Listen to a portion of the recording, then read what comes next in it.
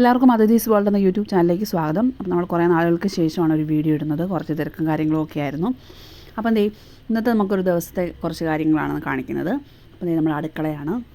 അപ്പം നമ്മൾ ഉച്ചക്കത്തേക്കുള്ള തയ്യാറെടുപ്പുകളൊക്കെയാണ്. കുഞ്ഞിന് പനിയൊക്കെ ആയിരുന്നു. അപ്പം കഞ്ഞിക്ക് വേണ്ട വെള്ളമൊക്കെ ഇട്ട് വെച്ചിട്ടുണ്ട്. അപ്പം അരിയൊക്കെ നന്നായിട്ട് കഴുകിയെടുത്ത് ഇട്ട് കൊടുക്കും. നമ്മൾ വെള്ളമൊക്കെ തിളച്ച് വന്നിട്ടാണ് അരി ഇട്ട് കൊടുക്കുന്നത് കേട്ടോ. അപ്പോൾ അത് റെഡിയാക്കി. പിന്നെ ഞങ്ങൾ ഓട്സാണ് കഴിക്കുന്നത് രാവിലെ. പാലിനകത്ത് അത് പാൽപ്പൊടിയാണ് എടുത്തെടുക്കുന്നത്. അതിൻ്റെ പാൽപ്പൊടിയുടെ ഇതുകൊണ്ടാണ് നമ്മളത് ഓട്സ് കാച്ചി എടുത്ത് കുടിക്കും കേട്ടോ. കുഞ്ഞിനപ്പം ഉണ്ടായിരുന്നു. അപ്പം ഞാനിതാണ് ഓട്സാണ് കഴിച്ചത്. അത് കഴിഞ്ഞിട്ട് പിന്നെ നമ്മൾ കുറച്ച് മീൻ മേടിച്ചിട്ടുണ്ടായിരുന്നു. മത്തിയായിരുന്നു കേട്ടോ. മത്തി, വലിയ മത്തി. അപ്പോൾ മത്തിക്ക് ഇപ്പം വില കുറഞ്ഞു. പക്ഷെ നല്ല നാടൻ മത്തിയൊന്നും അല്ലെന്ന് തോന്നുന്നു. കണ്ടിട്ട് ആ ഒരു മത്തിയുടെ ടേസ്റ്റൊന്നും ഇല്ലായിരുന്നു. അപ്പോൾ ഞാൻ ഇതെല്ലാം വെട്ടി കഴുകി എടുത്തുകൊണ്ട് വന്നു. അപ്പം വറുക്കാനൊന്നും വെക്കുന്നില്ല, കറി വെക്കാമെന്ന് വിചാരിച്ചു. അപ്പം മുളകിനകത്ത് കറി വെക്കുന്നതാണ് കുഞ്ഞിനുമൊക്കെ ഇഷ്ടം.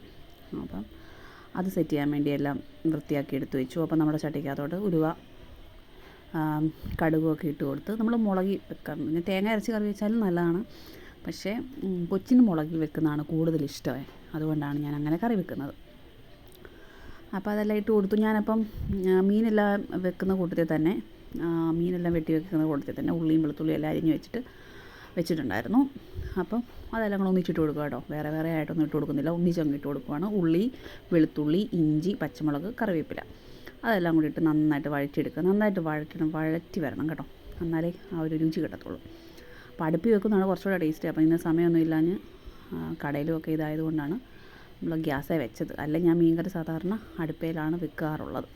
പിന്നെ നമ്മൾ പൊടിയായിട്ട് മഞ്ഞൾപ്പൊടി, മല്ലിപ്പൊടി ഒരു ശകലം ഇട്ട് കൊടുക്കുന്നു. പിന്നെ മുളക് പൊടി, കാശ്മീരി മുളക് പൊടിയാണ് ചേർത്ത് കൊടുക്കുന്നത്. അപ്പോൾ അതും ഇട്ട് നന്നായിട്ട് മസാലയൊക്കെ ഒന്ന് മൂത്ത് വന്നതിന് ശേഷം കരിഞ്ഞു പോകാതെ പ്രത്യേകം നോക്കണം. എന്നിട്ട് ആവശ്യത്തിന് വെള്ളം. ഞങ്ങൾക്ക് ഇവിടെ മുളക് ചാറ് ഇച്ചിരി കൂടുതലായിട്ട് വേണ്ടതുകൊണ്ട് കുറച്ച് കൂടുതൽ വെള്ളം ചേർത്ത് കൊടുക്കുന്നുണ്ട്. പിന്നെ ഉപ്പ് കല്ല് ചേർത്ത് കൊടുക്കുന്നുണ്ട്. എന്നിട്ട് പുളിയും കൂടെ ചേർത്ത് കൊടുക്കുന്നുണ്ട്.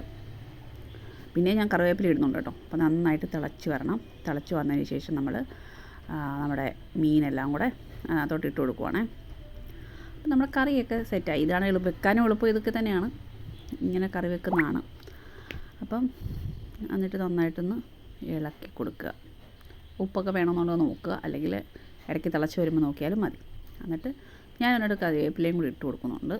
എന്നിട്ടത് നന്നായിട്ട് അടച്ച് വെച്ചു കേട്ടോ. തീ ഒന്ന് കുറച്ച് വെച്ചേക്കണം. ഇനിയിപ്പോൾ നമുക്ക് കറി വെക്കണം. അപ്പം നമ്മൾ കടയിൽ കുറച്ച് കായ ഉണ്ടായിരുന്നു, ഇച്ചിരി പരുവക്കേടായ കായാണ്. ഇനി ഇരുന്നത് പഴുത്തു പോവും. അപ്പം ഞാൻ പെട്ടെന്ന് അതെല്ലാം വൃത്തിയാക്കി കഴുകി സബോളയും പച്ചമുളകും മഞ്ഞൾപ്പൊടിയും ഉപ്പും എല്ലാം കൂടെ കറിവേപ്പില എല്ലാം കൂടി ഇട്ട് റെഡിയാക്കി വെച്ചു. എല്ലാം എളുപ്പപ്പണിയിലാണ് ചെയ്യുന്നത് കേട്ടോ.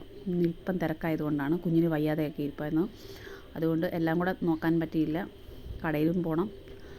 അപ്പം കടുകൊക്കെ മൂപ്പിച്ചിട്ട് നമ്മുടെ ഈ കായും ഇതുമെല്ലാം കൂടെ സെറ്റാക്കിയത് അങ്ങോട്ട് ഇട്ട് വെച്ച് കൊടുത്താൽ മതി. അപ്പോൾ നമ്മുടെ കറി റെഡിയായി. സാധാരണ കായൊക്കെ നമ്മൾ തോരനാണ് വെക്കുന്നത്. ഇപ്പം തേങ്ങ ചിരണ്ടാനൊന്നും സമയമില്ലാത്തതുകൊണ്ടാണ്.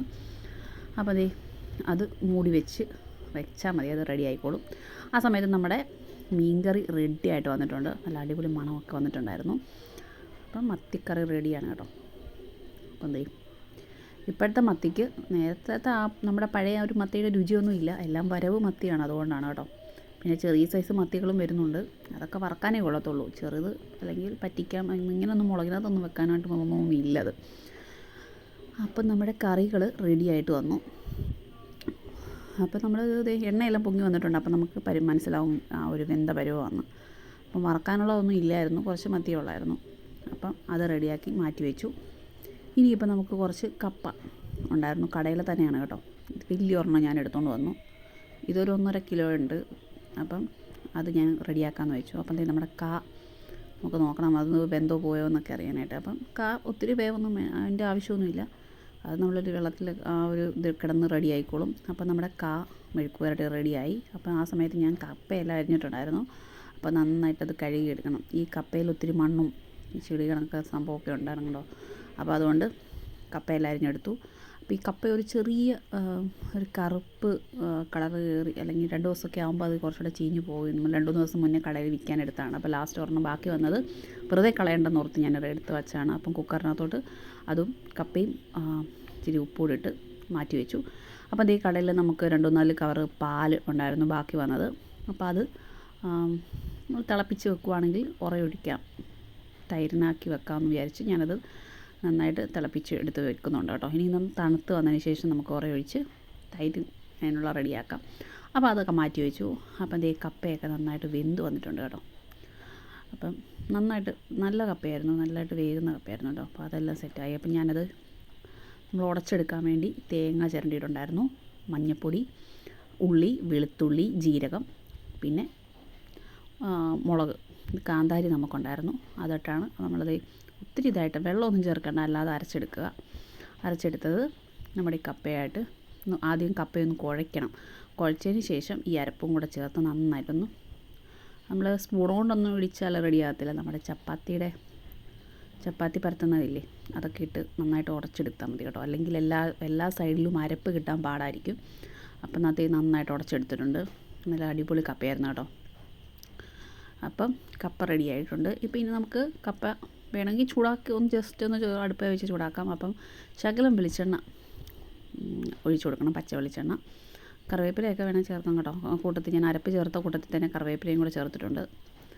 അപ്പം ഞാൻ കുറച്ച് വെളിച്ചെണ്ണയും കൂടെ താളിച്ച് വെച്ചു, വെളിച്ചെണ്ണയും കൂടെ പച്ച ഒഴിച്ചിട്ടുണ്ട്. അപ്പം എന്തേ കപ്പ റെഡി ആയിട്ടുണ്ട്. അപ്പോൾ അത് സെറ്റായി. ഇനി നമുക്ക് കപ്പയും മീനും ഉണ്ട്.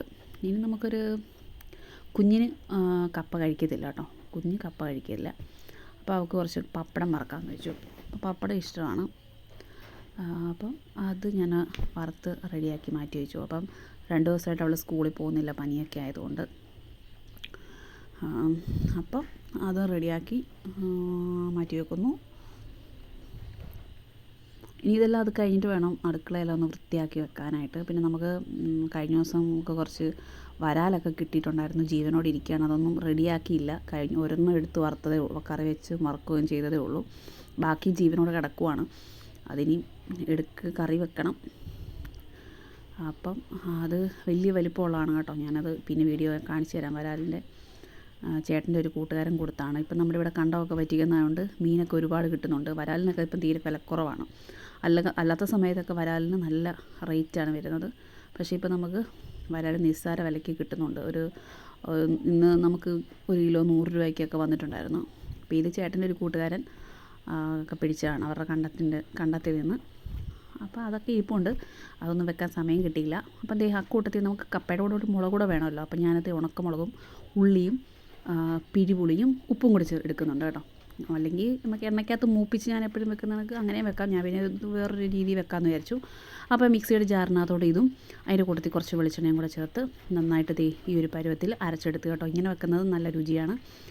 അപ്പോൾ ഇതെല്ലാം കൂടെ റെഡിയാക്കി വെച്ചു. അപ്പോൾ നമ്മുടെ ഉച്ചയ്ക്ക് ഊണിൻ്റെ കൂട്ടത്തിൽ കപ്പയും ഇതൊക്കെ ആയിട്ട് സെറ്റാക്കാമെന്ന് വിചാരിച്ചു. വൈകിട്ടും വേണേൽ കപ്പ കഴിക്കാം ബാക്കിയുണ്ടെങ്കിൽ. അപ്പം ഇത്രയൊക്കെ ഉള്ളായിരുന്നു നമ്മുടെ ഇന്നത്തെ ഒരു ഡെയിലിയിലെ കുറച്ച് കാര്യങ്ങൾ. കൂടുതലായിട്ടുള്ള വീഡിയോ ഒന്നും ഞാനത് ഉൾപ്പെടുത്തിയിട്ടില്ല.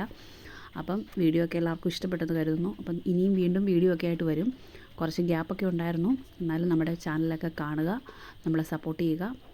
ചാനലൊക്കെ സബ്സ്ക്രൈബ് ചെയ്യാത്തവരാണെങ്കിൽ ഞങ്ങളുടെ ചാനൽ സബ്സ്ക്രൈബ് ചെയ്ത് സപ്പോർട്ട് ചെയ്ത് മുന്നോട്ട് കൊണ്ടുപോവുക. അപ്പം ഞങ്ങളുടെ ചാനലിൻ്റെ പേര് അതിഥീസ് വേൾഡ് എന്നാണ്. ഞാനിപ്പോൾ 2-3 മാസമായി ഷോർട്സ് വീഡിയോ മാത്രമേ ഇടുന്നുണ്ടായിരുന്നു. അപ്പോൾ ലോങ് വീഡിയോ ഒക്കെ ഇനി ഡെയിലി ഇടാനായിട്ട് ശ്രമിക്കും. ഇപ്പോൾ കടയും കാര്യങ്ങളും എല്ലാം കൂടെ ഉള്ളതുകൊണ്ടാണ് ഞാൻ തന്നെ ഉള്ളൂ വീഡിയോ എടുക്കാനും എല്ലാം. അപ്പോൾ അതുകൊണ്ടാണ് എല്ലാവരും ക്ഷമിക്കുക. അപ്പോൾ ഇത്രേ ഉള്ളൂ. Thank you so much.